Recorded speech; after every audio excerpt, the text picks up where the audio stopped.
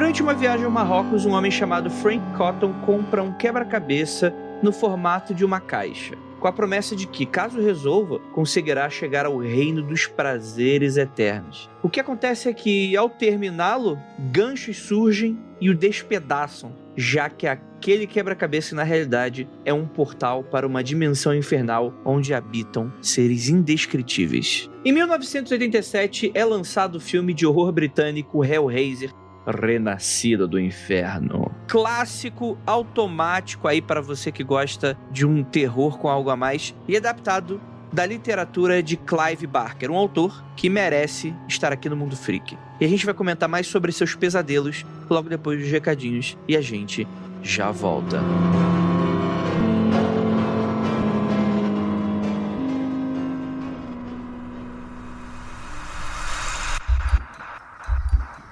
Não há nada de errado com seu áudio. Adentramos agora através dos seus sentidos. Estamos preparando você para o que vai acontecer nos próximos minutos. Além do que conhece por tempo e espaço, o contato com algo além. Não conte para ninguém e nunca olhe para trás, pois este é Mundo Freak Confidencial.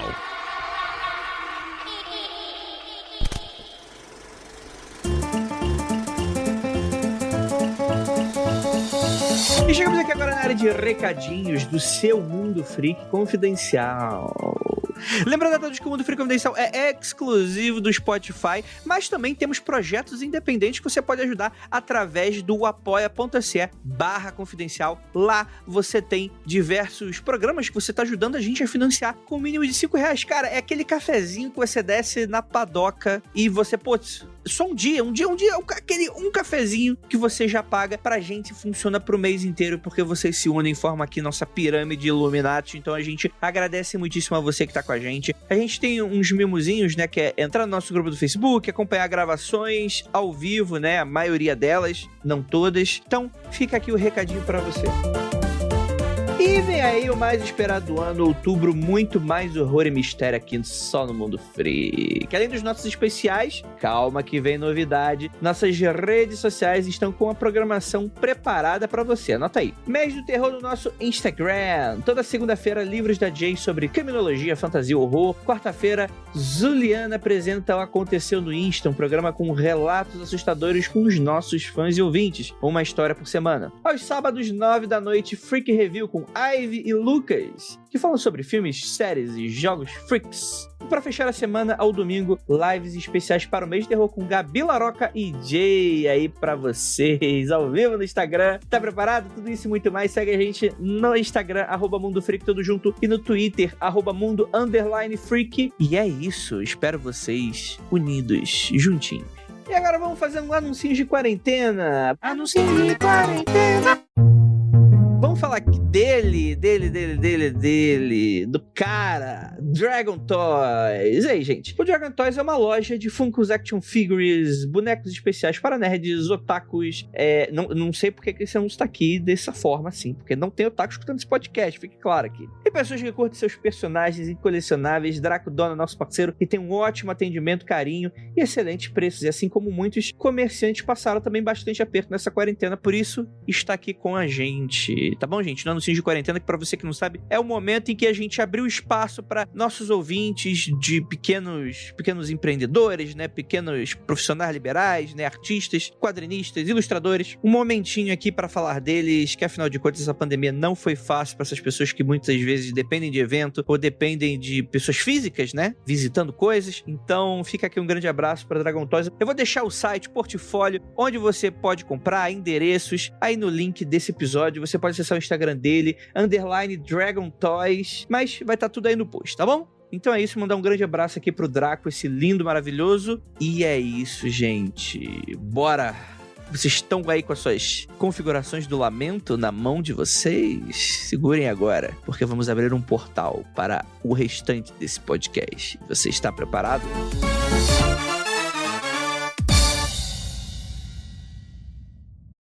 This episode is brought to you by FX's Feud, Capote versus the Swans. Inspired by actual events, the series tells the story of Truman Capote and the women he betrayed. The original housewives. They were society's most elite women, rich, glamorous socialites who defined a bygone era of high society New York. From creator Ryan Murphy, this drama series features an all-star cast, including Naomi Watts, Demi Moore, and Diane Lane. FX's Feud premieres January 31st on FX Stream on Hulu.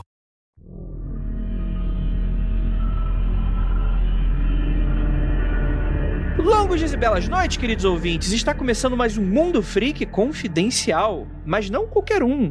A gente vai matar o Mundo Freak pra falar que ele está sendo renascido do inferno, que é um título muito maneiro, mas muito brega e clichê, naturalmente, também, porque hoje vamos falar sobre Hellraiser, ou The Hellbound Heart, eu acho que é assim que se pronuncia, que é aí a saga do Pinhead e companhia, que pra você que não conhece, é como se fosse uma Turma da Mônica, se você tivesse nos anos 80 e muito sangue, e muitas coisas esquisitas. Eu sou André Fernandes, e para me ajudar temos aqui ela, a chocadaça do inferno, Jay. Então, gente, eu vou dar minha breve resenha sobre o filme e o livro. Odiei, nota 10. Continua a mesma coisa. Eu não tem como gostar de nada desse negócio, mas é muito bom e ele é muito divertido. Eu tenho uma mistura de sentimentos em relação ao Barker e a qualquer coisa que ele faça. Aí nesse momento tá o ouvinte com a pedra na mão, mas não dá pra gostar, ele tá levantando a pedra, você fala, mas é muito bom, ele abaixa a pedra. Aí você fala, não, mas é porque ele é muito divertido. Aí o ouvinte, né, aí tá nessa aí, o ouvinte não se decide. Aí até o final do podcast vocês vão descobrir a opinião real da Jay. E pra me ajudar temos aqui ela também, nossa queridíssima Juliana. Eu adoro body horror, mas meleca é um bagulho que mexe comigo de um jeito ruim. Então, toda vez que eu penso no Hellraiser, eu lembro da melequeira que é esse filme. E eu já fico... Ai, meleca, é isso. Mas também, eu sou igual a Jay, odiei nota 10. É cheio de problema, nota 10. Adoro, pode me dar o 2, pode me dar o 3. E assim vai. E temos aquela nossa queridíssima dona da porra toda, Era Croft. Oi, gente. Oi, tudo bem? Eu quero dizer que esse filme é só trauma, sabe? Filme, livro, são traumas atrás de traumas. É como se fosse uma eterna novela da Globo, cheia de traumas, entendeu? Que família, gente. Que família. Tudo bem, ouvinte? Tudo bem, meninas? E temos duas convidadas, 1h30, na verdade, né? Porque 1h30 já tá meia convidada, já tá com o pezinho pra dentro já. Que é a Gabi Laroca. E aí, tudo bem? Oi, gente. Eu gosto muito de Hellraiser, assim. É tudo que um filme de horror tem que ser, né? Um livro também. Ele causa sensações ruins, ele te traz traumas, ele faz você não dormir, ele faz com que você tenha medo. Então, assim, nota 10, como diz a Jay, assim. Eu quero parafrasear a Jay e fazer dela as minhas palavras. Perfeito, perfeito. E temos aqui pela primeira vez, ineditamente no Mundo Freak Confidencial, temos ela, nossa queridíssima Carissa Vieira. E aí, tudo bem? Oi, eu adoro Hellraiser. Ele é uma melequeira, uma bagaceira e, enfim, eu adoro um horror bagaceira, gente. Sério, é tudo errado, é tudo maravilhoso, exatamente porque é tudo errado. Esse é o filme, aquele que está sempre batendo na porteira, ele tá sempre no limiar do isso aqui é muito legal, ou isso aqui eu devia estar queimando no primeiro lixão da minha... E é muito interessante porque nas áureas épocas da locadora, que era uma época horrível, que você só assistia um filme no final de semana e você nunca mais assistia filme. Salve, guarda aí a tela quente na segunda-feira, ou se desse tudo certo e o produtor de alguma emissora tivesse de bom humor, colocava um filme bacana de tarde, né? Que era muito limitado, muito caro a locadora. Às vezes o pessoal esquece disso. Mas era muito legal. E aquele clima lá de você tá entrando, aí tem os gêneros, né? Aí tem aqueles filmes de ação, de aventura, tinha os lançamentos e tal. E aí tinha aquela parte que eu gostava mais ou menos. Porque o Andreizinho, ele sempre gostou de terror voltado pro sobrenatural, mas ele não gostava de algumas coisas no terror. Serial Killers era uma, e outras coisas era o trash. O Andreizinho nunca gostou muito do trash. Ele gostava de Alien, essas coisas mais alta produção, porque o Andrezinho é fresco, né? O Andrezinho ali, de seus 10 anos, era muito fresco. Aí eu lembro muito bem que eu sempre tive um mega preconceito com Hellraiser, porque eu entrava na locadora e eu via aquela cara do cara cheio de prego no rosto. Aí eu falava, isso aqui não deve ser bom. Isso aqui... E eu sabia que tinha várias continuações, aí me lembrava de Sexta-feira 13, que eu não curtia, me lembrava de Hora do Pesadelo, que eu também, tinha várias continuações, também não era muito minha praia. E aí, cara, eu vou falar pra vocês que eu só tive essa essa minha cara rachada quando foi lançado. Aqui ficou, eu não sei como ficou a tradução, né? Mas foi a noveleta do Clive Barker, que pra quem não sabe, é onde o filme ele é adaptado, né? Eu chamo de noveleta porque ele tem poucas páginas, né? São, dependendo da fonte aí, dá 90, 100 páginas só, né? Ele não chega a ser um romance. Esse aí, tem um que foi lançado pela Dark Side, que foi o que eu li. E eu falei, vou ler, porque, putz, aquela ediçãozinha bacana, tava bonitinho e tal. Mano, que história iradíssima, assim. Eu me amarrei no conceito e porque não era uma história ruim. Porque às vezes o filme de terror, ele apela pra te chocar, mas não tem nada ali, não tem nutriente nenhum. Tem só o açúcar e a gordura ali. É gostoso de vez em quando, mas não é nutritivo. O Hellraiser é nutritivo, tem uma história boa, tem um drama. E aí depois eu fui procurar o filme, que eu sempre tive preconceito. E eu realmente não ia gostar do filme na época, porque ele parece muito um pornô dos anos 70, a produção dele. Vocês ficaram com essa impressão também? Mano, eu assisti ontem, e assim, eu não queria assistir esse filme. Eu relutei bravamente pra assistir esse filme, não queria, porque foi, pra mim, tipo, por mais que a história do Hellraiser seja legal, ela é uma história difícil de ser digerida, viu? Eu demorei pra ler essas 100 páginas. Eu acho que, tipo, primeiro que a Júlia não me desce, né? A Jô, mulher burra, não dá nem pra defender, Júlia. Não dá pra defender Júlia. Você fala, ô Júlia, minha filha, faça isso não, Júlia. Vá fazer outra coisa, Júlia. Saia daí, Júlia. E daí eu já tava ficando com ranço daquela mulher, não tava aguentando mais aquela história. Então eu achei a história intragável. Eu fiquei me perguntando, por que essa história tá sendo contada? É um pouco difícil de você entender qual é o cerne da história, porque é tanta coisa ruim, não tem nenhum personagem gostável, ninguém é gostável. Pelo menos no livro. A vida é assim, Jay. A vida é real, é assim, ninguém gosta de ninguém. Eu demorei um pouco pra digerir. Mas olha, Jay, que o meu primeiro trauma com esse filme, Jay, foi sobre isso mesmo, sobre as pessoas, né? Não foi nem sobre a magia, sobre o horror. Eu lembro que eu até demorei pra perceber que eu tava assistindo filme de horror. Mas as cenas das pessoas, as relações das pessoas, a motivação, isso me marcou demais. Só depois de um tempo, eu assisti o filme, quando eu era criança, eu só fui ler depois de adulta, depois que a Dark Side lançou o livro, né? Eu conheci o filme primeiro, mas a marca que eu tinha do Silvio Z.B. Cabeça não era nem o body horror. O body horror eu acho que era uma parte até mais ok, mas as relações e aquela família esquisita, tipo, o que essas pessoas estão fazendo? Tipo, por que elas... O que é isso que está acontecendo na tela? O meu horror começou quando o pai e a filha deu um selinho, e isso é muito incomum nos Estados Unidos. Daí eu fiquei, uou! O que aconteceu aqui? E só é tipo ladeira abaixo. Total Glória Maria, ladeira abaixo. Cara, tem a carinha de porno chanchado o filme, não tem? Tem. Não parece que de repente vai tocar umas paradas, vai aparecer um narrador. Hellraiser, na verdade, é a adaptação do Espelho de Carne, filme brasileiro muito famoso, da década de 70. E o Clive Barker roubou a ideia, inclusive. Não procurem nada sobre esse filme, que também é pesadelo total. Mas como é que foi a primeira relação de vocês, Gabi e Carissa? A primeira vez que eu vi esse filme, eu vi no cinema, porque teve uma sessão aqui no Fenômena, acho que em 2018, acho que sim. E eu já tinha ouvido falar muito, mas eu não tinha assistido. E eu olhava pro Pinhead, eu achava ele estranho e tal. Que bom, né? Pessoa normal, né?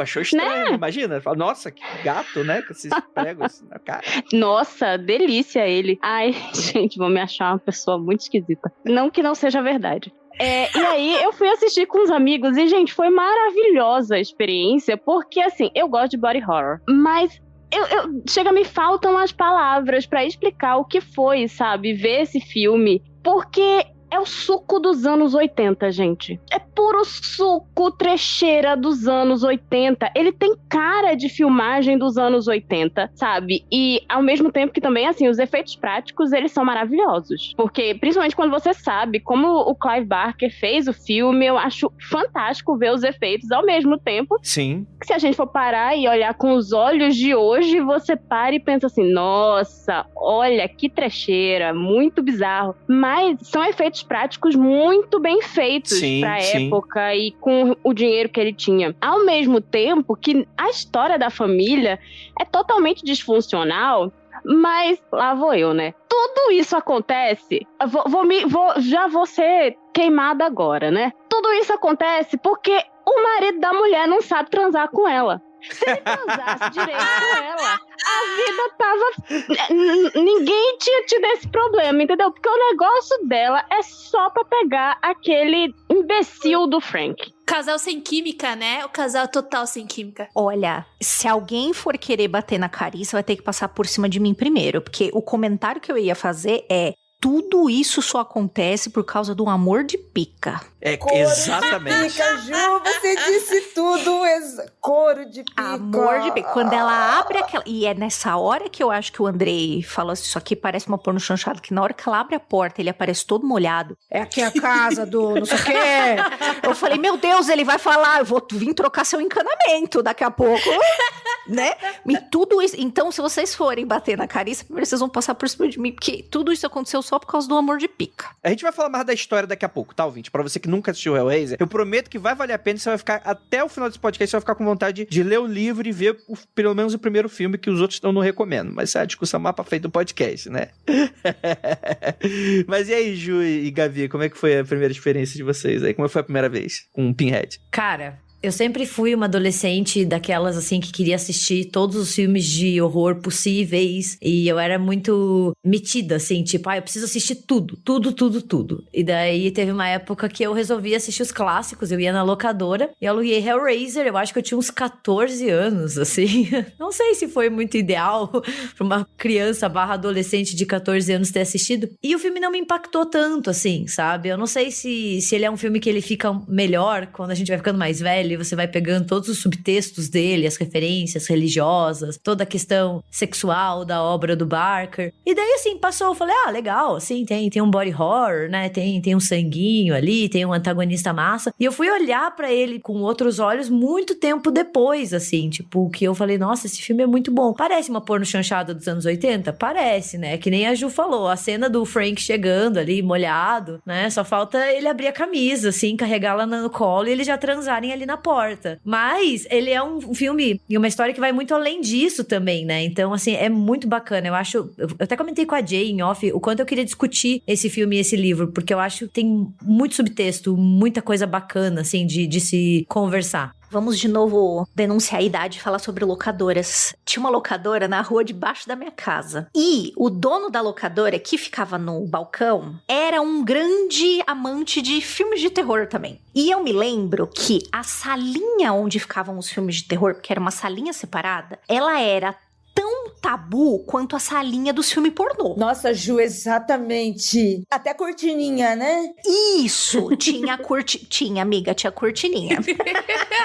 Ai, meu Deus, lembrando do nosso mini-system. Da toalhinha do mini-system. E eu lembro que a sala pequenininha onde ficavam os filmes de terror, ela cheirava...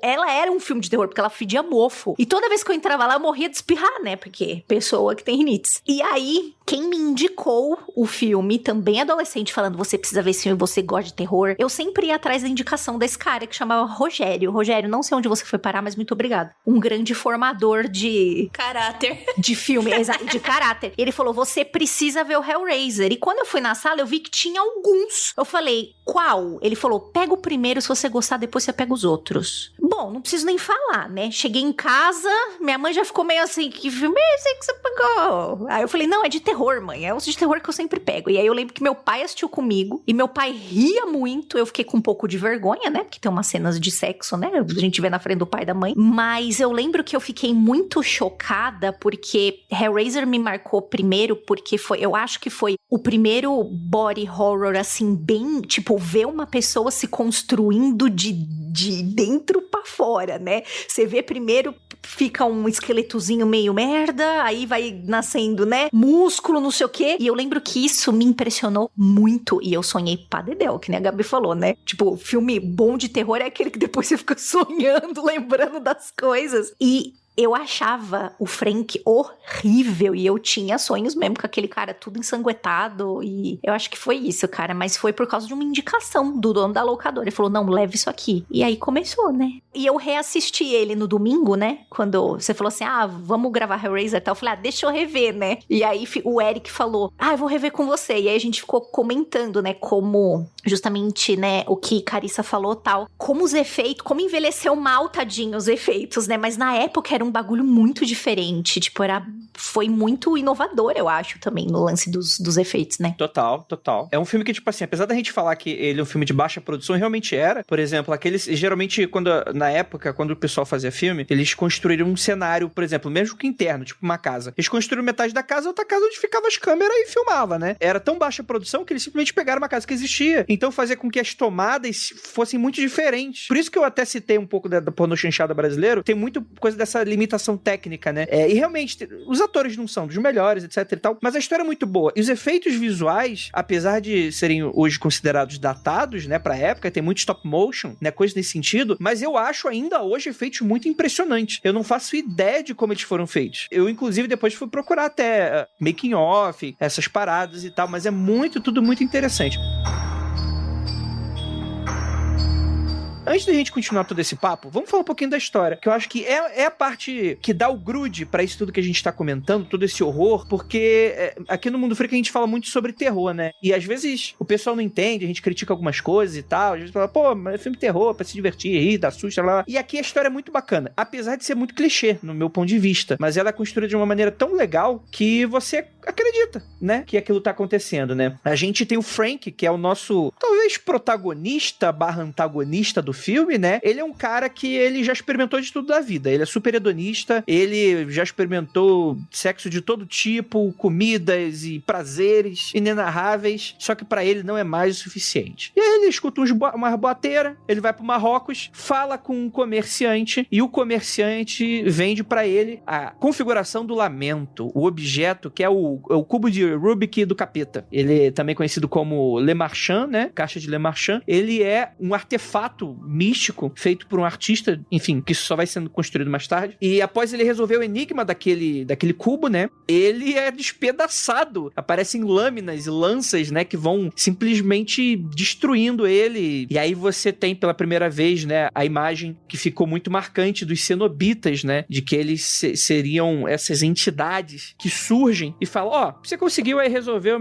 minha diversão aí que eu queria pra vocês? Como parabenização, eu vou dar pra você o melhor prazer do mundo. O problema é que esse prazer dessa galera aí é a dor, mas assim, é um negócio literalmente infernal, né? A pessoa é despedaçada, morta, desmembrada. É literalmente a pessoa ser torturada, porque quando foi vendida a caixa pra ele, o cara não falou, né? Falou, não, a melhor coisa do prazer é isso aqui que existe. Só que é do ponto de vista dos cenobitas que aquilo é prazer, né? E aí o cara se ferra, ele é puxado pra uma dimensão infernal, que seja. Então, eu acho que isso já é uma crítica ou opinião do Barker em relação ao que é prazer. Qual é o limiar entre prazer e dor? Tipo, até onde vai? Eu acho que aí já começa o Barker colocar a opinião dele na obra dele, entendeu? Porque não necessariamente prazer é dor pra todo mundo, né? Existe a safe words, né? Você pode usar a sua palavra salvadora pra você sair daquele local desconfortável. E pro Barker, aparentemente isso não existe. As duas coisas são iguais. Só queria complementar com o que a Jay falou sobre essa questão do Barker sempre fazer muitas analogias sobre essa fronteira entre o prazer e a dor. Isso a gente vê em várias outras obras dele, é uma marca registrada dele como escritor e como cineasta, porque eu acho que ele gosta muito de abordar o tema das fronteiras, sabe? A gente vê isso muito no Hellraiser, a fronteira entre o bem e o mal, o certo e o errado, o prazer e a dor, e sempre o que acontece quando a gente passa essa fronteira. Ele gosta muito de mostrar, assim, de elaborar o que tem, né? Eu acho que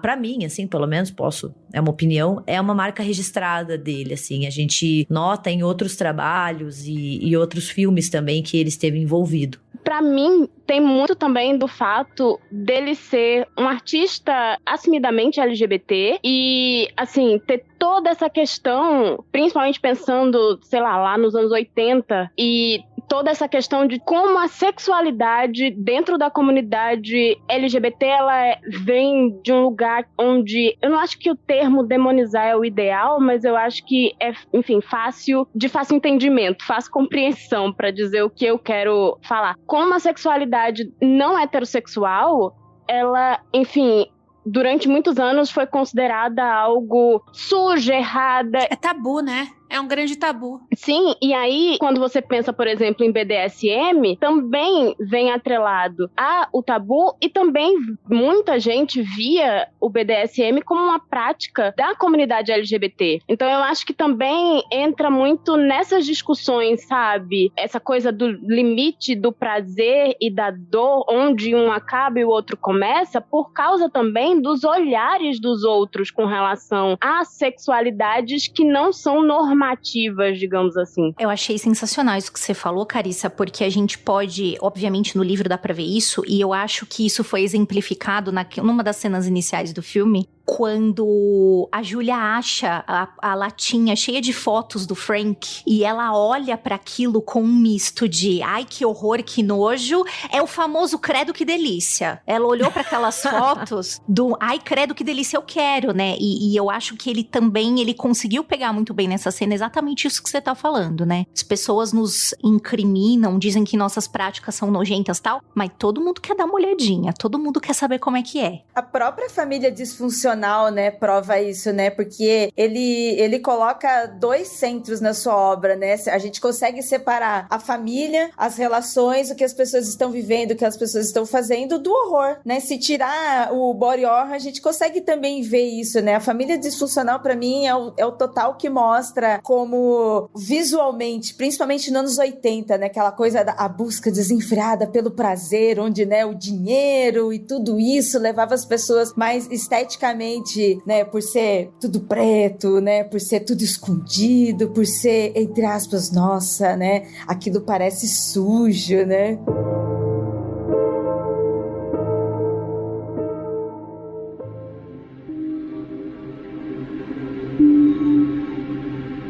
Vocês tocam num ponto muito interessante. Falar, então quer dizer que às vezes pode soar, pra quem não viu a história, não leu e nem viu o filme, pode soar como uma crítica. Não, então ele tá demonizando essas questões. Mas não é isso, porque logo depois que essa cena acontece, é uma cena frequente, né, prequel do que vai acontecer no filme. O filme, na verdade, começa depois dessa cena com o irmão do Frank chegando na casa, que tá abandonada há muito tempo, o cara sumiu, desapareceu, e ele chega com a família dele, né? No caso, ele é casado com uma mulher, mais ou menos ele da mesma idade, e no filme, e aí começa aí um pouco das diferenças, né? No filme tem a filha dele, e no livro essa filha, na verdade, é uma amiga dele, né? E esse irmão do Frank fala, não, meu irmão, ele é muito doidinho, ele sumiu, deve ter em algum lugar, ele tem uns feitiços muito doidos e tal. E aí ele te apresenta uma família completamente disfuncional, em que as coisas começam a acontecer, você vê que realmente não tem gente boazinha nessa história, né? Como a Jay tava falando, né? Então eu acho que é interessante colocar que toda vez que a gente vai colocar nessas coisas, parece que existe sempre a necessidade de um bem e um mal atuando. Quer dizer que se isso é o mal, o outro é o bom, porque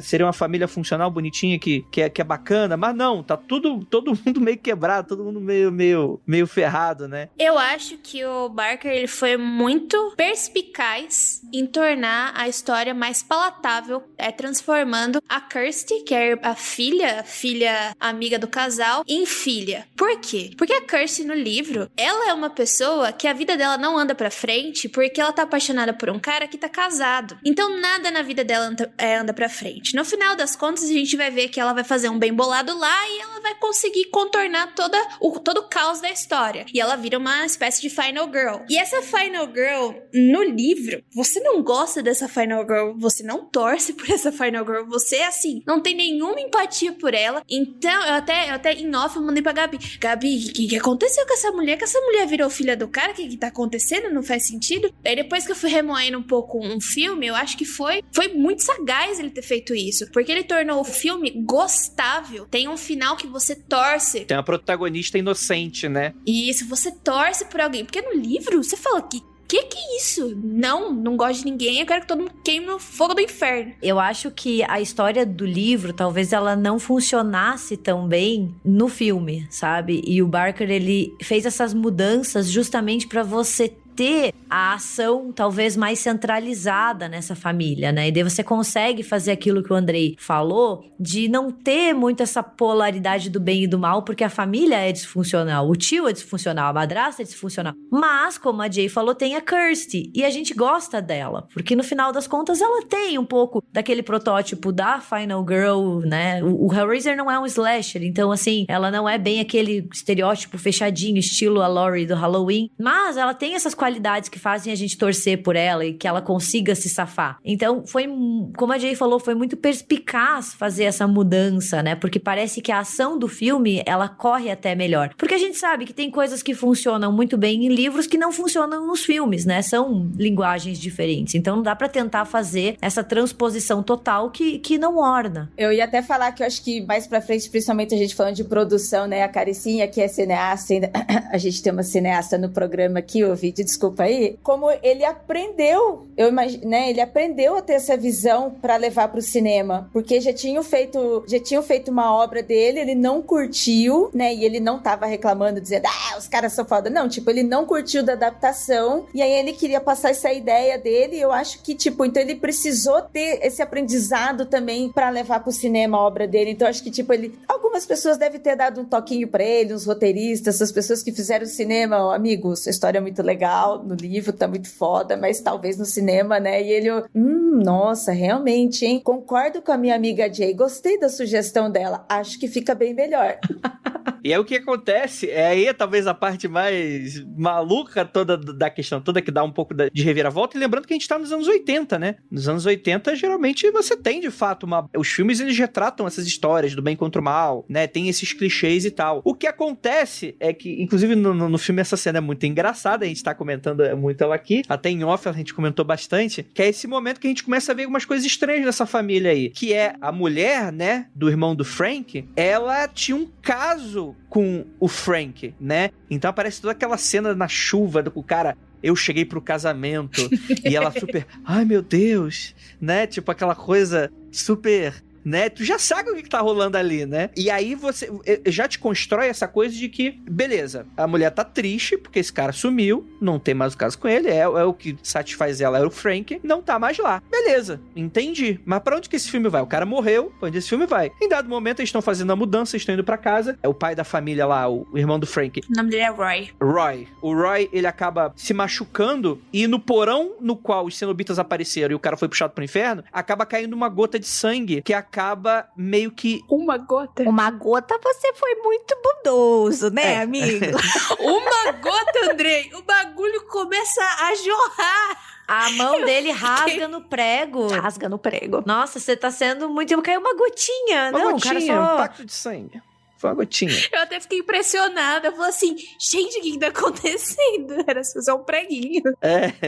Rapaz, os preguinhos estão traiçoeiros. E aí, essa coisa legal, né? Você já começa a construir um pouco dessa mitologia do filme aí. Porque, beleza, acontece e tal, eles saem daquele porão maluco, sótão, sei lá, e eles vão jantar e vão continuar a mudança na casa e tal. E aí você percebe que o Frank, uma certa essência do Frank continua na casa. E aquele sangue vai ser o que essa coisa que se tornou o Frank no final, vai começar a se alimentar e ter essa necessidade de voltar pro plano físico, e ele usa isso através do sangue das pessoas. E aí tem dado momento, a cena que provavelmente o pai da Ju deve ter rido horrores, que foi, você tem essa cena maravilhosa e meio escabrosa do cara se remontando de dentro pra fora, que é maravilhosa. A gente pode comentar bastante dela, que é stop motion, é muito lindo. Até hoje eu acho que ela realmente é uma cena muito incrível, assim, de se ver. E você vê que, tipo assim, ele se forma mais ou menos, ele fica meio que uma entidade meio só de carne, né? Meio cadavérica, você não sabe exatamente o que é aquilo. A mulher escuta uns barulhos no porão, vai lá, encontra o cara, e o cara fala,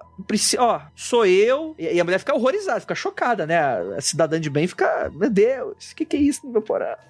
E aí ele fala, não, sou eu, sou Frank, pô, eu sempre te amei, lembra? A gente se pegava. Só que é o seguinte, pra eu voltar a minha forma original, você precisa me dar sangue. E a mulher começa a levar homens pra casa com promessa de sexo e mata, e deixa o Frank matar pra se alimentar, mano. Olha que maluquice. E aí você vai vendo esse filme barra livro, essa história se construindo a partir daí. Isso se chama Amor de Pica, como a Ju bem falou no início desse programa. Exatamente, porque vocês acham que ela quer aquela coisa com sangue, sem pele? Claro que não. Ela quer o Frank gostosão, com ar de ator pornô. Vou consertar teu encanamento aí, gata. Olha, a minha camisa tá aberta, entendeu? É isso que ela quer. A Júlia é safada, entendeu? Ela quer o bem e do bom. É amor de pica, que nem todo mundo falou. Você acha que ela quer transar com aquele cadáver sanguinolento? Não, entendeu? Ela quer o Frank anos 80, encanador. É só porque na minha cabeça ele é encanador, sabe? Já decidi. Ele ia ser um ator pornô que faz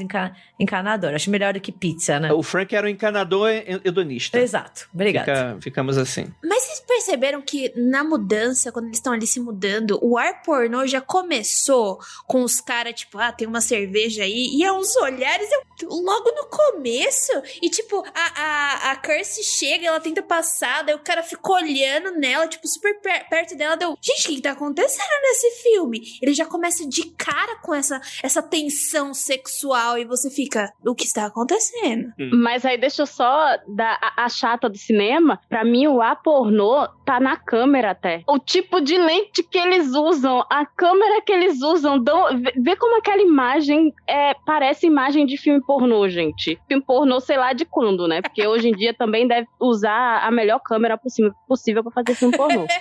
Dependendo do pornô. Mas, enfim, é uma câmera podre, assim, podre pra hoje em dia, mas tem uma coisa meio suja, sabe, naquela imagem, assim, um granuladinho muito único. Então, assim, até na câmera, pra mim, parece muito câmera de filme pornô. Mas isso é muito característico de filme dos anos 80. Filme meio B dos anos 80, ele tem muito essa aura de filme pornô, assim, eu acho. Sim, eu não sei, porque eu nunca assisti filme pornô. Senta lá, Cláudia. Tá bom. Falando aqui, tá parecendo que eu sou uma grande especialista, né? No filme Eu sou pornô da sommelier de pornô. A carteirinha premium do Xvideos da Caricinha. Já tô sabendo, já. A Carícia, ela é sommelier de pornô, entendeu? Esse aqui é bom, anos 80. Lado B ainda por cima. Mas sabe, isso da Carissa falar da câmera, né? E até dessa estética dos anos 80, de filmes mais B, também faz a gente pensar que o cinema de horror e o cinema pornô, eles andam lado a lado, até de forma paralela, assim, porque são gêneros, às vezes, relegados a uns filmes mais B, enquanto também tem a vertente mais mainstream, e tem muita gente do horror que começa no pornô, assim, diretores, atores, a galera da técnica, sabe? Então, assim, você pega o Wes Craven, você pega o Sean S. Cunningham, que é o diretor de Sexta-feira 13, todos eles começaram fazendo filmes pornô, né? Não é o caso do Barker, mas, assim, são dois gêneros, dois tipos de filme que caminham paralelo, assim, sabe? Então tem essas semelhanças e, gente, assim, eu não vou falar isso aqui, né? Mas vocês procuram, os ouvintes procuram. Tem muita paródia pornô de filme de horror. Mas tem, tipo, muitas, assim. Eu não sei, nunca assisti, né? Só tô falando aqui do lado da pesquisa, tá? Sou que nem o Andrei. Ah, que bom. Ela é igual a mim. Sou pura. Eu nunca fiz isso. Mas tem muitos, assim. Então você vê como tem essa hibridização que caminha, né, entre esses dois gêneros. Então não é aleatório, até mesmo como a própria Carissa falou. Mais do que isso até, né? Que você tá falando sobre essa coisa de estar meio que relegado, ser meio tabu. É o tipo de coisa que sempre aconteceu, né? Desde até bem antes disso, né? Geralmente tinha banca de jornal, tá lá os proibidos, que era pornografia, aquele terror bem B mesmo, bem B. Geralmente tá tudo muito lado a lado, assim, né? Com toda certeza, né? Que é aquela coisa que, tipo, o cidadão de bem não assiste, né? E é muito interessante que isso também dialoga com a história do filme, né? Com essa coisa da busca dos prazeres e esse tipo de coisa, né? E aí o filme essa é a proposta do filme, ele vai se desenrolar a partir daí. Mas eu acho muito interessante que o Clive Barker também, ele cria uma mitologia muito única para esses personagens chamados cenobitas. Que, em teoria, ele poderia dar qualquer tipo de explicação maluca. Tipo, poderia ser qualquer coisa. Acidente nuclear em Chernobyl, assombração enfim, qualquer coisa, assim. Mas a mitologia em volta dos cenobitas é um negócio muito legal, né? Cenobitas do latim seria algo como um clérigo de uma seita, de uma religião, né? É uma palavra bem antiga. Só fazer um complemento, assim, que cenobita é um termo explicitamente religioso. Então, assim, essa escolha do Barker, ela também não é... ele colocou qualquer nome pra esse grupo, né? De podem ser anjos, podem ser demônios, depende muito da sua perspectiva. Porque na Igreja Católica existem duas ordens monásticas, né? Uma que é a eremítica, que é aqueles que vivem enquanto eremitas, e a cenobita, que é aqueles que vivem em uma comunidade religiosa. Que faz muito sentido os cenobitas, porque eles são uma comunidade, né? Você tem eles sendo liderados por aquele que depois ficou conhecido como Pinhead, né? Mas tem toda essa aura religiosa que faz muito jus ao filme e ao livro. E que mostra que não é uma relação simples, né? Porque o Clive Barker, ele não te explica nada. Ele não te ensina. Só fica explícito pra você a relação que tem no filme. Mas mas ele não explica sobre o que são as origens e motivações. Até hoje isso é muito dúbio, né? Eu acho que o fato dele deixar isso complexo, né, de utilizar termos já conhecidos por pessoas, né, principalmente para uma pessoa que já é religiosa, que já ouviu isso. Eu tenho amigos que acreditam piamente nos cenobitas do Kleiber, sabe? De que realmente existe, nossa, uma ordem ocultista do horror, né, de pessoas que gostam de fazer sexo, eles existem. Pessoas que gostam de fazer sexo. Que coisa horrorosa. Nossa! Quebrei toda. Meu Deus. Eu estou enojado. Vou perguntar uma coisa pra Gabi, essa informação que ela trouxe. Você acha, Gabi, você acha que eu tô indo muito longe, que eu tô forçando a barra numa interpretação? Mas o fato de os cenobitas inicialmente se apresentarem sempre em 3, isso traria também mais um ar desse lance de, olha, isso aqui é sagrado, o número 3 é sempre sagrado dentro de uma religião. A gente tem aquela figura central, mas a tríade é sempre muito importante. Dá pra forçar um rolê assim? Me veio na cabeça quando você falou, assim. Cara, eu nunca tinha pensado, mas eu comprei total a ideia. Adorei! Eu achei também muitíssimo interessante, muito bom. Eu nunca tinha passado por essa reflexão, assim, essa coisa assim da trindade, né, o número 3, mas conhecendo todo o intertexto, o subtexto do Hellraiser, que é religioso, que vai fazer essa relação, né, tem o termo cenobita, não é aleatório, cara, eu não acho que o fato deles aparecerem em 3 seja uma coincidência vinda da cabeça do Barker, assim, porque ele sabe o que ele tá fazendo, né, e faz muito sentido, porque eles são essa ordem sagrada, né, que tá em volta da religião, e daí fica o questionamento, que nem o Andrei falou, que nem a Cris falou, o que é o bem e o que é o mal, entendeu? Tipo, você escolhe, eles são anjos, eles são demônios, né, então fica muito aquela coisa do sagrado e uma relação muito ambígua com ele. Eu queria pontuar que eu não prestei atenção na questão católica e religiosa no livro, porém, quando chegou no filme, o negócio é gritante. Tanto que tem até um Jesus te assustando lá.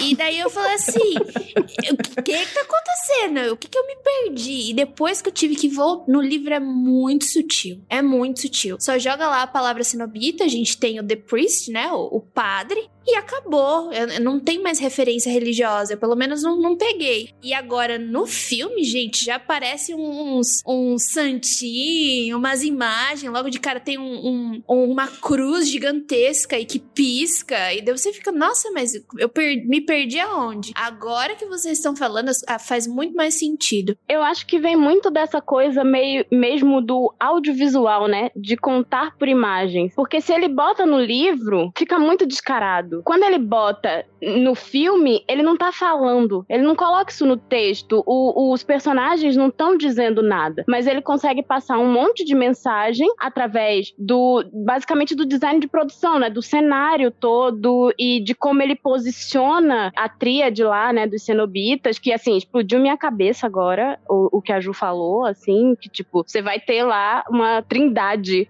incrível. Mas é isso, as mensagens, elas estão ali e as pessoas podem, inclusive, captar sem realmente fazer uma conexão muito grande, sabe? E aí acaba sendo menos ofensivo, digamos assim, do que se ele colocasse ofensivo no sentido de que, querendo ou não, vai estar escrito, a cultura, né? Vai ainda escrito. É muito, exatamente, cristã e que vai achar, muita gente cristã, né, que vai e assiste e gosta, mas não se sente ofendida por ver. Mas se tivesse ali, tipo, uma crítica ou fazendo, sei lá, essa comparação de chamando os cenobitas que tem essa relação muito forte com a ideia de inferno, né? E aí já iam querer, sei lá, proibir o livro ou qualquer coisa do tipo, sabe? E eu acho legal que um complementa o outro, né? Então quer dizer que se você lê o livro, você tem uma experiência muito diferente, até complementar ao que você teve lendo o livro. Então é isso, faça o combo e boa sorte. Isso é interessante porque, como foi o autor que roteirizou, e ele estava muito presente na produção do primeiro, então é meio que canon também, né?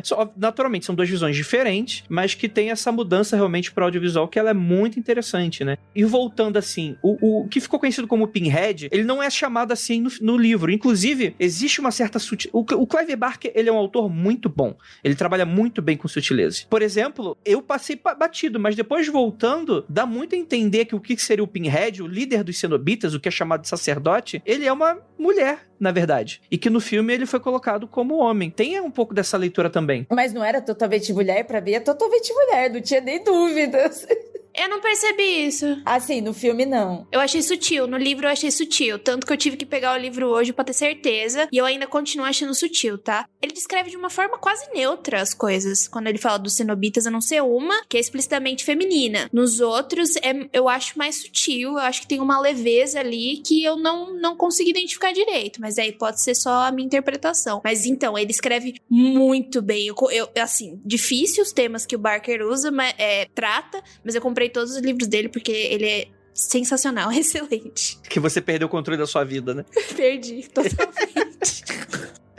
É isso aí, cara, e você fica pirando naquilo, né? Eles vêm de uma dimensão de dor, né? E até o que a Gabi falou, eles citam isso literalmente, né? Alguns chamam a gente de anjos, outros de demônios, mas a gente é a gente, essa é a nossa visão. Prazer pra gente é isso. Você fez aí você resolveu o puzzle, você está convidado a essa festa, ninguém é de ninguém, tira a roupa, vambora. Um pouco esquisita, mas a gente vem cá, né? Ô, Ju, vai dizer que aqueles cenários ali não parecem as festas que você frequentava...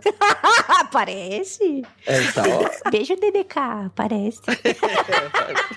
Parece. Que delícia. Quanto a esse lance eu sempre achei engraçado, porque quando adolescente, só uma divagação tonta aqui, eu não achei o visu do Pinhead o mais... né? E depois ele virou um símbolo tal, né? Eu sempre achei muito tipo... Ai, essa pessoa... que pra mim, no filme, aparenta ser uma cenobita, que é aquela que tem a garganta aberta, né, que tem a coroa e tal. Essa aí é que eu tinha pesadelo. O Pinhead era ok, mas essa mina que de vez em quando falava com a boca, de vez em quando saía aqui, me dava um negócio ruim, eu falava... Eu achei que você ia falar do dentinho que fica... O Shatter, ele é... também, assim, sensacional. É que eu acho que a gente acaba... O Pinhead, ele vira aquele ícone do filme de horror, sabe? Que acontece quando o antagonista, ele meio que personifica o filme, né? A gente tem Jason, Michael Myers e, assim, sei lá, Ghostface no Pânico, né? Eles viram a cara das franquias. E o Hellraiser, a cara do Hellraiser é o Pinhead. Mas o visual dos cenobitas, ao longo de vários filmes, não só nesse primeiro, é muito bem feito. E eles sempre contam uma história por detrás desse visual. Isso que eu acho muito bacana. Então, a Ju falou dessa cenobita, eu acho ela sensacional, assim. Ela é uma das minhas personagens preferidas. Eu acho que dá uma agonia de ver aquela garganta aberta. Mas o Shatter... O dentinho. Eu vou chamar ele de dentinho. Mas o dentinho. Eu vou ser bem publicitária aqui e vou dizer pra vocês que, opinião de publicitária, o Pinhead foi a marca pra vender tudo. Sabe, pra vender o filme, pra ir pros quadrinhos, como a Caricinha falou, né, a partir do filme, a gente vai ter um apelo visual, né, porque é uma outra mídia, tem uma outra necessidade. Quando ele começou a fazer os filmes, que ele começou a entender do negócio de cinema, que era uma outra parada, muita coisa mudou, não só essas adaptações. Então, toda essa relação, né, o que a Ju falou no início lá de filme do terror, onde parecia que nem o pornô, que você chegava na locadora. É um filme dos anos 80, a locadora totalmente feito pra isso, e aí ele já vem trazendo isso. O Pinhead, ele é um personagem pra vender boneco, pra se vender na mídia, pra se ganhar dinheiro, sabe? Da mesma forma que, na mesma época, o He-Man estava sendo lançado dessa forma, anos 80, onde cruzavam-se mídias pensando na venda lá na frente. Capitalismo, gente. Estamos no mundo do capitalismo. Ninguém aqui tá fazendo arte porque quer ser artista. O Clive quis, mas depois ele viu que também precisava. E aí você tem esse cruzamento de, você tem personagens em que no livro a gente não consegue perceber tanto isso, tanto que essa personagem que vocês citaram, que eu nem lembrava o nome dela, pra mim, quando você falou da garganta, eu lembro exatamente dessa angústia da garganta. Mas quem vende é ele, porque você pode transformar ele numa máscara, num action figure, você transforma ele num Funko, em qualquer coisa vendável. É um personagem muito icônico, né? Inclusive, tadinho do ator, né? Que ficava 6 horas ali na sessão de maquiagem ali do filme, pra ficar ali, né? E o filme, ele vai se desenrolando e tal, e aí você vê a personagem principal do filme, né? A protagonista vendo, né? Não é mãe, né? Seria a madrasta dela no filme, no caso, no livro, a mulher do amigo dela. Levando uns caras ali pro porão e tal, e fala, meu Deus, o que tá acontecendo aqui? E aí ela interrompe uma das sessões que o Frank tá devorando uma pessoa, o cara consegue fugir e tal. E é muito maneiro. maneiro, mano. É tudo muito melado, né? Fica o subtexto, muito melado essas coisas aí. Mas isso é muito maneiro, né? Porque, não pra ela, no caso, que aí acontece uma loucura, ela foge, ela acaba roubando a configuração do lamento, né? Que é o item, né? Que o Frank tinha feito e tal. Ela vai parar no hospital por causa do ataque, ela lá. E ela resolve o puzzle também. E aí aparece cenobitas no meio do hospital. Por quê, né? Pelo menos na época não tinha Covid, tadinho de cenobitas. Podiam estar aí pegando... né? Alguma doença. Que horror. Aí os cenobitas, né? Aquela mãozinha de mosquinha assim, ela fala, esfregando a mãozinha. E aí, tudo bem? Como é que você tá? Como é que vai a mãe? Como é que vai o pai? Você recebeu um convite. Tira a roupa e entra aqui nessa porta aqui com a gente que a gente vai te levar pro mundo de muitos prazeres. Aí ela começa a entender o que acontece. Ela é uma pessoa muito inteligente, ela faz a conexão do que tá acontecendo com o Frank e ela fala, eu acho que um cara que vocês pegaram da última vez, ele tá fugindo. E aí, ele fala, você tá de caô pra minha cara, vai se ferrar e tal. E aí rola todo uma lambança ali no meio do filme que ela consegue provar que o cara, ela consegue fugir dos cenobitas, né? Ela consegue provar que o cara realmente foge do inferno. Ela mata o pai no filme, né? Eu não vou parar de fazer do filme, é isso, vocês já entenderam. Mata o pai no filme, e isso pra mim é muito angustiante, porque eu não tava imaginando que ia pra essa direção. Eu ainda tava acreditando que seria um filme de final feliz. E aí mata o pai e veste a pele do pai. Isso que é o mais legal, né? E aí a menina chega em casa, começa a estranhar as atitudes do pai, o pai quer pegar ela, né? Que deve ser muito saudável pra saúde mental de uma pessoa. E aí você descobre, né, que matou o pai, etc e tal. Você descobre que o Frank usou a madrasta pra sair do lugar que ele tava, né? Mas ele não queria nada com ela de qualquer maneira. E aí, em dado momento, no final do filme, os cenobitas aparecem, levam o cara pro inferno, a mulher consegue dar um rabo de arraia ali, consegue fugir ali dos cenobitas, e é isso aí. Acaba o filme aí. Mas ele é um filme muito bem amarradinho, assim. Ele não tem nenhuma ponta solta, você crê naquilo que tá sendo desenvolvido, não fica uma parada forçada. Das regras apresentadas, parece que tá tudo funcionando, né? Mesmo muita coisa acontecendo. E, cara, o filme, ele foi muito, assim, ele foi bem divisível com críticas, teve gente que gostou e tal, mas ele foi um sucesso comercial, né? Foi um filme que custou 1 milhão e pouquinho e rendeu 14 milhões. O que gerou aí todas as sequências que são muito questionáveis, diria eu. Mas não sei. Eu acho Hellraiser 2 bom. Assim, falando sério, não acho ruim. Acho que ele sofre do problema de qualquer sequência, que é ter um primeiro filme muito impactante, muito querido por fãs, que sempre vai ser comparado, né? Não acho ruim, acho que vale a pena assistir, assim. Ele aprofunda na mitologia. O que eu acho, assim, a franquia Hellraiser, eu gosto como ela vai pra várias direções, assim. É uma caixinha de surpresa. Você nunca sabe o que o próximo filme vai trazer. Mas, ao mesmo tempo, ela aprofunda nessa mitologia, o que é bacana ver. É bacana ver mais cenobitas, ver como eles se transformaram, ver um pouco da origem da caixa, que eles vão trabalhar bastante no Hellraiser 4 e assim por diante. Hellraiser 3, pra mim, tem um ponto positivo muito grande. Toca Motorhead, assim. Então, eu acho muito bom, mas me marcou porque eu lembro até hoje como no final toca Motorhead. Eu pensei assim, o filme foi mais ou menos, mas fechou com chave de ouro. Então, eu gosto bastante do segundo filme. Eu concordo com tudo que a Gabi falou sobre ele e o que, enfim, ele sofreu por conta do primeiro ser impactante, mas eu acho muito interessante como ele desenvolve, por exemplo, a personagem, é Kirsten, né, o nome dela, no caso, nos filmes, a filha, né, e como ele desenvolve também a madrasta. Ela se torna, de fato, a vilã que eu acho que ela merece, assim, sabe? Inclusive, eu acho maravilhoso como ela se vinga do Frank. Mas eu gosto também da construção do inferno pra ele, sabe? E de como os efeitos práticos são mais uma vez colocados ali. Eu acho que o uso dos efeitos práticos na construção do inferno, assim, é simplesmente fantástico. Mas além disso, de verdade, assim, acho o inferno de Hellraiser 2, ele tem um quê realmente de sonho e de... Eles falam muito no filme sobre contos de fadas, sabe? E é esse lado sombrio dos contos de fadas que a gente, na nossa cultura, meio que resolveu apagar, mas que, na verdade, é a essência de todo conto de fada, sabe? Então eu acho que o filme, ele traz muito disso, desse horror que, enfim, faz parte dessas histórias tradicionais, assim. E enfim, eu acho que o segundo filme é legal, óbvio, não é dirigido pelo Clive Barker, mas eu acho que ele traz um pouco da essência do que é a obra do Clive Barker, sabe? Assim, os outros filmes, eles são muito questionáveis, assim, de qualidade, né? Eu acho que o 2 é o melhorzinho e tal, e a partir daí vai caindo a qualidade.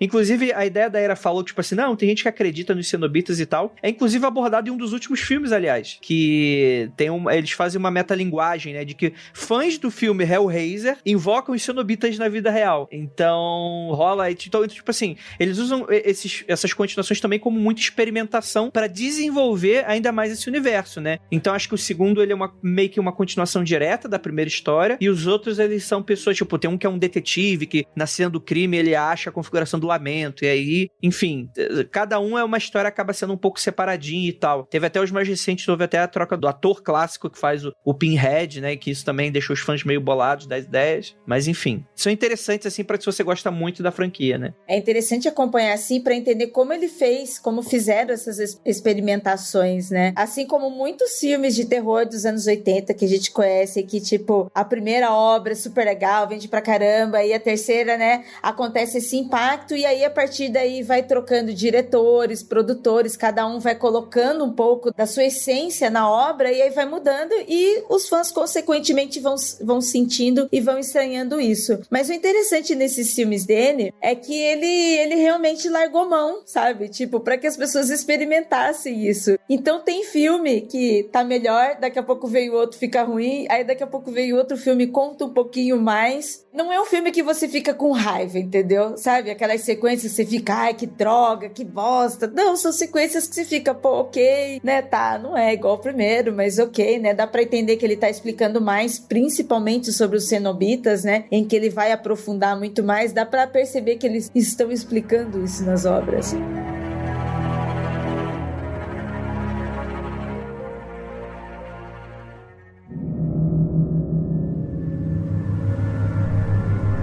E fica aí algumas perguntas. Jay, cara, eu fiquei muito curioso, que foi até porque que eu tive a ideia de passar esse cast pra frente, porque eu vi tua reação, que ela foi muito sensacional. Eu falei, não, eu preciso gravar uma vez, e a Jay precisa estar... Você ficou muito chocada, Jay. Por que você ficou tão chocada? Eu não achei a história tão chocante assim. Como assim, cara? Não, acontece toda terça-feira aqui em casa é assim. Jesus Cristo, pelo amor de Deus. Parou por causa da Covid. Nossa senhora. Eu tenho que ser honesto. Mentira. Não, de novo, você falou uma coisa muito interessante no começo, que não é o meu tipo de terror. Eu sou terror Stephen King, gente. Terror Stephen King, entendeu? Classicão mesmo. O Tolkien do terror, né? Então, quando você pega um bagulho que é super tabu na sociedade e você começa a explorar como se aquilo fosse uma coisa normal, porque o Barker, ele trata aquilo como se fosse uma coisa cotidiana e que acaba chocando muito, assim, o final do livro Hellraiser, né, pra mim ele é absurdo, porque o Frank vai lá e mata sem querer a Julia, como se nada tivesse acontecido, suga ela, vai, tchau, e depois corre atrás da Kirsty. Da Kirsty consegue fazer basicamente, é um pacto que ela faz com cenobitas, né? Ela vai dar em troca dela virar uma cenobita, tipo, ela virar aí pra eles, ela vai dar o Frank de volta, então ela consegue se estafar. X9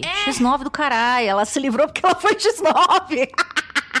Vocês deixaram escapar o mocinho ali, ó. Eu sei onde ele tá. Entendeu? Então, a X9 é a única que sobrevive. O Roy, ele era simplesmente o degrau de todo mundo. Não serviu pra porcaria nenhuma.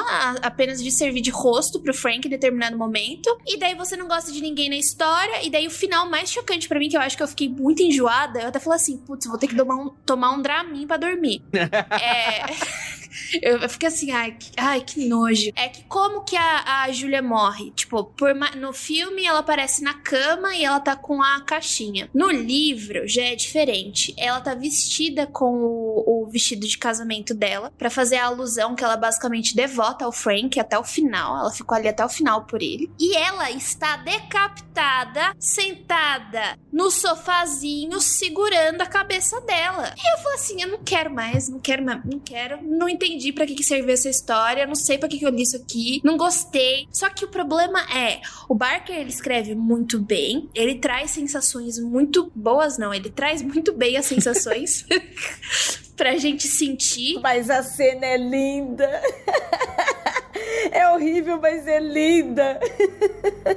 É exatamente isso. O livro, ele ficou muito tempo na minha cabeça. Sabe aquele negócio que você fica pensando? Você tá lavando a louça e pá, a cena apareceu na sua cabeça? Daí eu falo assim, gente, o poder da escrita, o poder de contar uma história, né? Que esse é o segredo dos escritores. Não é, ele tem uma história banal, é uma história banal, de uma família que tá toda ferrada, que é uma coisa comum, e ele consegue te trazer impacto, né? Seja pela questão BDSM, seja pela questão do sofrimento e etc. E é muito difícil você encontrar um escritor desses, tá?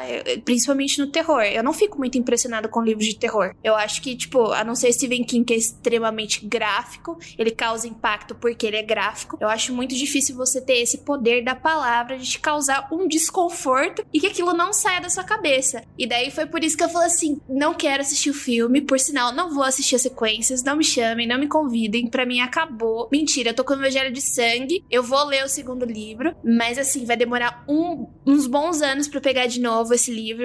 Eu não quero mais saber de Cenobita, pra mim fechou o ciclo.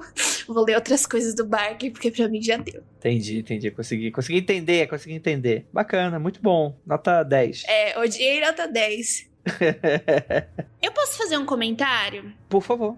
É uma coisa que me incomodou e eu queria perguntar pras meninas se incomoda também. Eu não sei, é que eu tô com o livro muito fresco, porque é o que mais me impactou, né? E a Júlia, quando ela explica o momento que ela teve com o Frank, a primeira vez que os dois tiveram um encontro sexual, é descrito no livro como um estupro. E no filme não foi levado dessa forma. O que vocês acharam? Porque, tipo, eu comecei a odiar todo o livro a partir desse momento, quando é descrito que a relação entre os dois foi de um estupro e que ela se sentia envergonhada. Mas ao mesmo tempo, e é isso que me incomoda até hoje, mas ao mesmo tempo ela queria de novo. E daí aquela sensação de, tipo, tá errado isso, e aí? Daí eu queria saber se vocês tiveram essa mesma sensação e como vocês lidaram com ela, que eu tô em crise existencial. Ai, eu vou pular fora, porque assim, eu li o livro faz muitos e muitos anos. Eu li o livro quando não tinha tradução portuguesa ainda. Eu sempre fui enxerida e daí eu ia atrás das versões em inglês porque eu era metida. Então a minha versão é tipo velha, assim, antigona, e eu li faz muitos e muitos anos e eu não consegui reler pra esse programa. Então, pra mim, assim, a minha memória de Hellraiser tá muito mais fresca o filme do que o livro. Então eu não posso contribuir com esta pergunta, sinto muito. Mas eu posso ler. Eu sei que eu tô te devendo vários livros. E eu vou ler, deixa comigo, eu vou ler. Eu vou falar pra você, Jay, que a cena do filme, quando você falou assim, não parece que foi um estupro. Então, pra mim, ela obviamente que não se compara à cena do livro, tá? Mas eu também acho que ela está muito desconfortável. Só que o desconfortável dela no filme, eu acho que vai muito mais por um lado de eu estou desconfortável porque eu sei que vai ser era o que eu queria, meu Deus, mas será que eu tenho capacidade? Será que eu tenho roupa? Será que tá tudo certo? E eu achei aquele take dela cair, dela ser empurrada na cama e ela cair em cima do próprio vestido de noiva. É um bagulho que não é assim, você não esquece, né?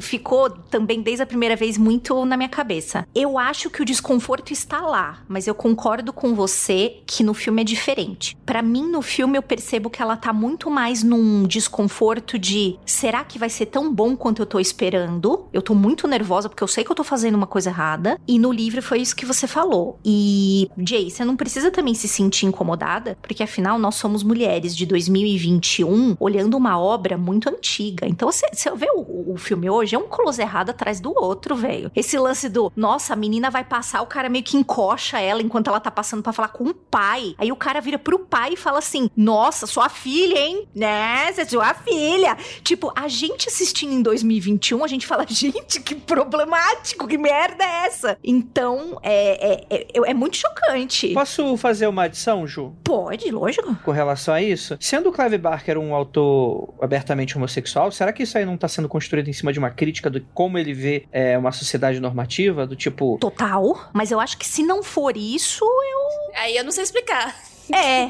É muito difícil, né? Porque, Mas Eu acho, assim, pra mostrar, assim, né, como as pessoas, aquele lance, né, da Júlia achando as fotos e falando, nossa, credo, que delícia, né? Mas dentro de uma sociedade normativa, o negócio era muito pior. E eu concordo com a Ju sobre essa situação de tempo, né? O tempo em que nós estamos lendo, estamos consumindo essa obra, né? Quando tanto o filme, ou até mesmo quando saiu o livro há alguns anos, né? A minha cabeça também era outra, eu não pensava da mesma forma, eu não tinha esse conhecimento, eu não entendia. Então, algumas coisas incomodavam, mas você não conseguia entender tudo o que ele estava querendo dizer. Agora, revendo, já, até mesmo depois de um podcast como esse, depois de uma discussão, né, quando a gente tem com outras pessoas, já vai ter uma outra visão. Eu lembro de ter isso, mas eu não lembrava de me incomodar tanto como hoje, sabe? Tipo, eu lembro que tanto quando eu assisti e depois quando eu lembro de ter a cena, mas assim, você se incomoda, mas tá tão normalizado também que,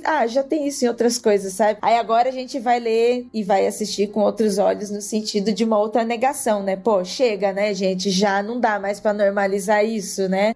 Já não dá mais também pra gente, pra nós mulheres também, fingir que não estamos vendo isso.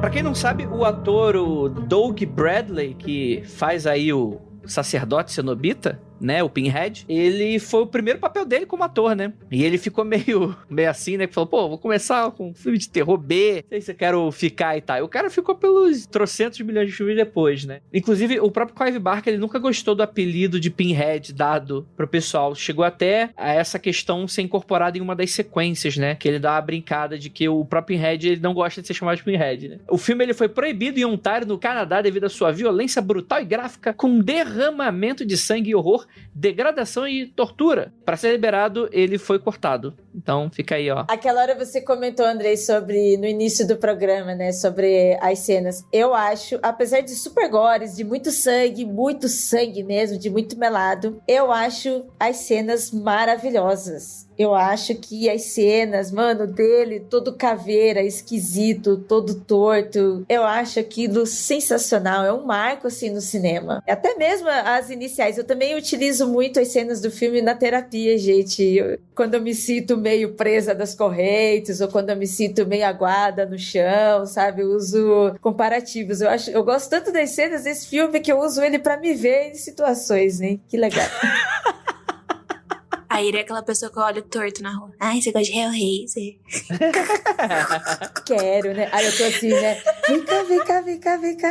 Vem cá. Olá, vem aqui, criança. Você quer ouvir a palavra de Hellraiser hoje? A Ira, ela anda com a cópia de Hellraiser debaixo do braço, assim, distribuindo. Olá, você quer escutar Hellraiser? Veja aqui a palavra de Pinhead. A trilha sonora foi composta por Christopher Young. Por mais que não seja um nome muito grande, tipo assim, não é gigantão, né? Mas ele fez filmes ótimos, tipo Lenda Urbana, O Grito, Exorcismo de Emily Rose, A Entidade e o remake do Cemitério Maldito, que não é um remake tão bom assim. Mas ele fez. Clive Barker, ele só esteve envolvido na produção dos 3 primeiros filmes e disse em entrevistas que não é fã do que fizeram. Em 2013, ele anunciou que queria produzir um reboot da série, em que ele seria novamente o roteirista e diretor. Depois de anos de conversa, o novo Hellraiser sairá direto para streaming e seus direitos foram comprados pela Hulu. O longa será dirigido por David Bruckner, o que acaba de desmentir o que eu acabei de falar, que é o diretor do filme O Ritual, de 2017, que também dirigiu alguns episódios reboot do Creepshow, que eu não conheço. Depois do primeiro filme, ele também participou e lançou, né, HQs lançada pela Epic Comics, lá da Marvel Comics, que estranho falar assim, né? E, assim, a HQ eram conjuntos de contos com roteiro do próprio Clive. Ele trabalhou como consultoria para que saísse todo esse processo entre 1989 e 1992, onde foram lançados 20 volumes. Depois disso, ele teve mais 3 edições especiais, de 92 a 94. Ele realmente, depois que ele aprendeu a vender os seus roteiros, ele vendeu mesmo. Além disso, ele teve histórias inéditas lançadas entre 2011 e 2017 pela editora Boom. Eu nunca soube disso, eu não sei se vocês souberam disso. Aliás, pra quem não sabe, tipo assim, eu acho que o Hellraiser, ele tem um puta potencial pra ser uma franquia melhor aproveitada e tal, mas acabou que os direitos ficaram na mão da produtora antiga. Ele provavelmente foi um contrato bem doido, assim, que amarrava os direitos a ter que, tipo assim, o direito é renovado toda vez que é produzido um filme novo. Inclusive, os dos últimos 10 anos só foram produzidos filmes pra que mantessem os direitos, né? Olha que filha da mãe, né? Então é o tipo de coisa que por isso talvez não tenha ficado maior aí o Hellraiser, porque tava com essa produtorinha aí pequena. Em 2012 aconteceu um caso bizarro. Começou a aparecer VHS do Hellraiser em ruas, em pontos de ônibus em Londres. Vocês chegaram a acompanhar essa história? Começou a surgir, tipo, inclusive o primeiro que apareceu tava no teto, assim, do ponto de ônibus, assim, o pessoal, caralho, que porra é essa, né? E aí acabou se descobrindo que foi um artista que tava fazendo arte. A definição é muito ampla, né? Só que ele fala que, tipo assim, os primeiros 20 foram ele, o restante não foi, ninguém sabe quem foi o resto. O pessoal tava espalhando VHS aí nos pontos de ônibus. Mas foi isso aí, gente. Hellraiser, mano, eu recomendo muito. Primeiro livro, o filme, se você curte uma porno chanchada, é legal também. Então tem umas coisas bacanas. Eu achei muito bom. Muito bom. Aprecie com moderação. Não assista com qualquer pessoa, tá? E não leia também quando você tiver ruinzinho da cabeça. Não sei se você é que nem eu, mas eu fiquei zoada. Mas é porque não é o meu tipo de terror, então fica aí o aviso pra você. E eu acho que a Carissa me deu a ideia completa. As meninas aqui, acho que todo mundo, a gente falando da questão do filme, da questão do simbolismo religioso. Eu acho que o combo livro e filme, primeiro filme é a pedida. Boa sorte aí pra vocês. Carissa, você que é uma cineasta, tem canal no YouTube, onde o pessoal acompanha seu trabalho? Primeiro eu queria agradecer pelo convite, eu adorei gravar com vocês, adoro podcast, então fiquei muito feliz, de verdade. Pode me encontrar no YouTube, geralmente problematizando algum filme falando sobre negros no terror e em outros estilos também, outros gêneros, e falando sobre mulher e, enfim, eu tô sempre problematizando. Se você não gosta de problematização dentro do audiovisual, então meu canal provavelmente não é pra você. Mas, enfim, eu tô no YouTube, tô no Instagram e tô reclamando da vida e do governo no Twitter. E, Gabi, deixa aí seu jabex aí também. Bem, eu só queria falar primeiro que o conteúdo da Carissa é muito bom. Então, assim, se você ainda não segue ela, vai seguir. E acompanhe o YouTube dela, que é sensacional. Tem os melhores vídeos, você sempre aprende muito com ela, assim. Então, né, eu acho que falo por todos que estão aqui, assim, que vale muito a pena, é sempre uma aula. Mas pra quem quiser me acompanhar, eu tô toda quinta-feira no República do Medo, RDMcast. E também tô reclamando da vida no Twitter, Gabi M. Laroca. E no Instagram eu fico postando foto fofa, porque a gente tem que ficar postando foto de bichinho, de livro, dessas coisas, pra ser feliz um pouquinho. E eu gostaria muito de agradecer muitíssimo a todos vocês que escutaram até aqui essa mesa maravilhosa. E é aquilo, não olhem para trás.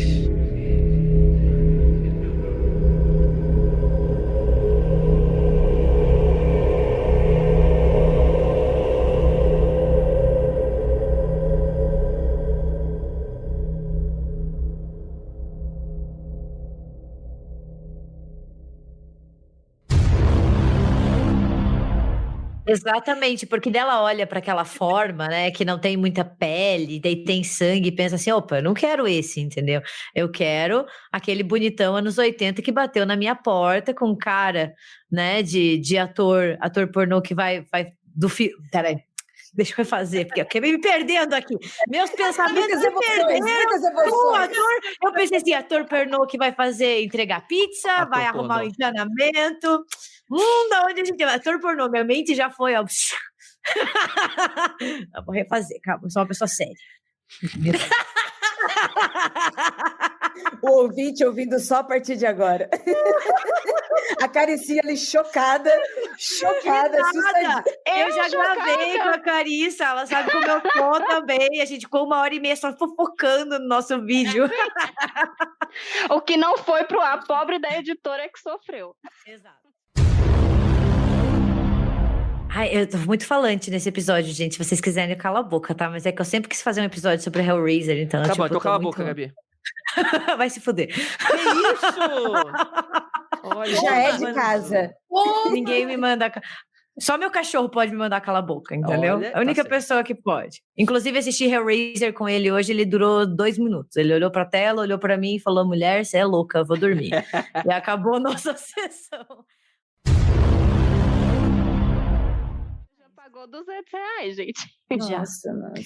A primeira festa fantasia que eu fui com o Eric, a gente foi, ainda podia, né? Ainda dava o dinheiro. A gente foi naquela, sabe aquela loja de aluguel de fantasia que tem ali na Rebouças, que é enorme e que é muito foda? Eu acho não que sei o que não lá, tem não mais, sei o que- Ju, não eu tem sei mais, qual que é, não tem mas mais, por causa não da tem mais. quarentena.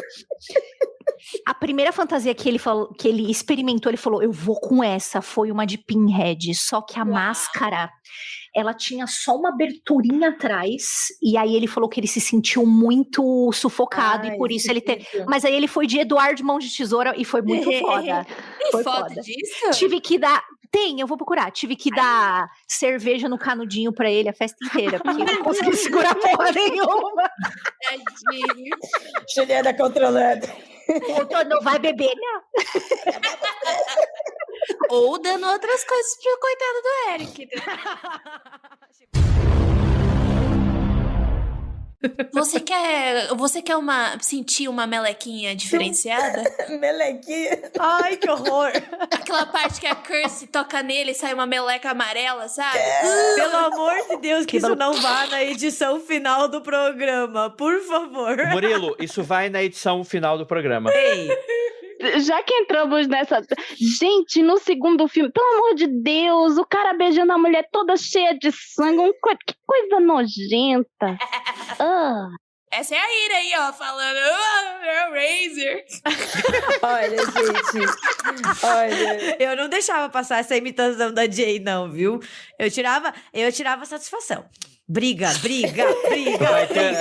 Jay vai dormir, vai ter a cabeça de cavalo na cama dela. E ela não sabe de onde que veio. Mentira que eu não gosto de violência com animaizinhos, tá bom? Vai ser a cabeça do Andrei. Vai ter a cabeça do Andrei. Vai ter a cabeça do Andrei na minha cama, Deus me livre. Vai ter a cabeça de um... E é aquilo. Não olhem para trás. Porque eu vou te ensinar o que é prazer de verdade. Entra nessa portinha aqui, tira a roupa. Olha esse negócio melado aqui. Ai, que nojo, Andrei! Muito bom, muito bom.